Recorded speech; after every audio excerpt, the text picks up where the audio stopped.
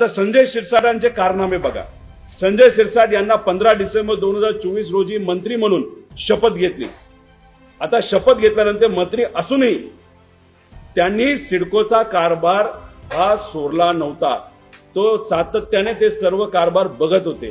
सर्व स्तरातून दबाव आल्यानंतर त्यांना 16 जानेवारी 2025 रोजी पदमुक्त करण्यात आलं होतं. आणि विशेष म्हणजे अध्यक्षपदावरनं पदमुक्त झाल्यानंतर देखील शिरसाट सिडकोला 1 ते 3 महिने हे सातत्याने त्या ठिकाणी जात होते.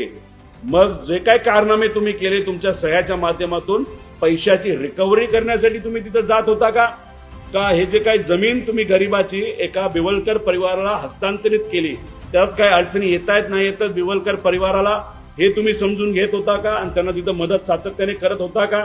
असे अनेक प्रश्न आमच्या समोर तिथे निर्माण होतात. त्यामुळे देवेंद्र फडणवीस साहेबांना विनंती आहे की कृपा करून लगेचच्या लगेच शिरसाटांचा राजीनामा हा घेतलाच पाहिजे. जो माणूस गरिबाच्या जमिनी एका व्यक्तीला देतो त्याच्यावर कारवाई ही झालीच पाहिजे.